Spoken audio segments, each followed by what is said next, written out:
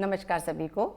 वेदों की ओर निरंतर बढ़ते हुए आज हम चलते हैं ऋग्वेद के मंडल 4 के सूक्त 7 की ओर। सूक्त 7 के ऋषि हैं वामदेव गौतम, देवता हैं अग्नि और छंद है त्रिष्टुप, जगति और अनुष्टुप। देवों के आवाहक, यज्ञ कर्मों के निर्वाहक, यज्ञों में ऋत्विजों के द्वारा प्रशंसनीय स्तुतियों को प्राप्त करने वाले हैं। यज्ञ कार्य हेतु इस यज्ञ वेदी में इन्हें स्थापित किया गया है।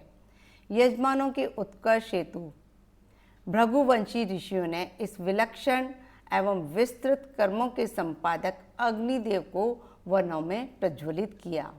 हे अग्निदेव, आप मनुष्य द्वारा प्रार्थनीय तथा आलोक संपन्न हैं।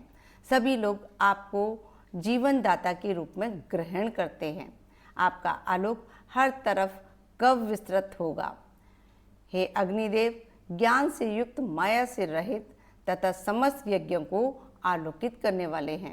जैसे नक्षत्रों के द्वारा द्युलोक सुशोभित होता है, उसी प्रकार आप मनुष्यों के यज्ञ ग्रह में सुशोभित होते हैं। जो अग्निदेव द्रुतगामी याजकों के संदेशवाहक, केतु स्वरूप, तेजोमय तथा अपनी विशेषताओं से समस्त मनुष्य का उपकार करने वाले हैं, उनको सभी मनुष्य अपने ग्रहों में प्रतिष्ठित करते हैं। यज्ञ संपादक ज्ञानवान, मनोहर, प्रदीप दीप्ति वाले, होताओं में सर्वश्रेष्ठ तथा 7 रंग वाली प्रकाश किरणों से संपन्न अग्निदेव को यजमानों ने उपयुक्त स्थान पर स्थापित किया है।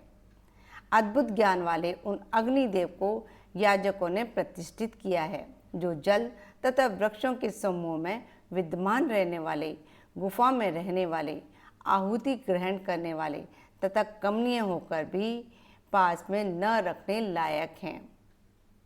वे अग्निदेव साधकों द्वारा नित्य नमन पूर्वक संपन्न किए जाने वाले यज्ञों को जानते हैं। वे श्रेष्ठ, सत्यवान तथा आहुतियों को ग्रहण करने वाले हैं। याजकगण प्रातःकाल निद्रा को त्याग कर यज्ञादि श्रेष्ठ कर्म करते हुए उन अग्निदेव को हर्षित करते हैं। हे विद्वान अग्निदेव, आप यज्ञदूत के अपने कार्य के ज्ञाता हैं तथा धावा पृथ्वी के बीच में विद्यमान आकाश को जानने वाले हैं। आप अत्यंत प्राचीन, सबको समृद्ध करने वाले, रिपुओं से पराजित न होने वाले तथा देवताओं के संदेशवाहक हैं। आप दिव्य लोक से भी ऊंचे स्थान में गमन करते हैं। हे तेज संपन्न अग्निदेव, आपका पथ काले रंग का है तथा आपकी प्रभा श्रेष्ठ है।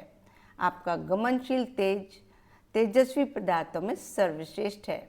जब अरनियों के बीच में आप पैदा होते हैं, तब पैदा होकर आप यजमानों के संदेशवाहक हो जाते हैं। अग्नि मंथन के पश्चात पैदा हुए अग्निदेव का ओज दिखाई देने लगता है। जब अग्नि की लपटों को लक्ष्य बनाकर हवा चलती है, तब वे काष्ठ के ढेर में अपनी तीक्ष्ण लपटों को संयुक्त कर देते हैं और कठोर से कठोर अन्य रूप काष्ठों को अपने तीक्ष्ण दांतों से भस्म कर देते हैं। हे अग्निदेव, अपनी दुर्गामी किरणों द्वारा अन्य रूप काष्ठों को शीघ्र ही भस्मीभूत कर देते हैं। उसके बाद वे अपने आप को संदेशवाहक बना देते हैं। वे समिधाओं को जलाकर वायु प्रवाहों से युक्त हो जाते हैं। जिस प्रकार घुड़सवार घोड़े को परिपुष्ट करता है, उसी प्रकार अग्निदेव अपनी लपटों को तेजस्वी बनाते हुए सबको प्रेरणा देते हैं। ये हुआ सूक्त 7 कंप्लीट। अब नेक्स्ट वीडियो में हम मिलते हैं सूक्त 8 के साथ में। नमस्कार सभी को। खुश रहें, स्वस्थ रहें, मस्त रहें।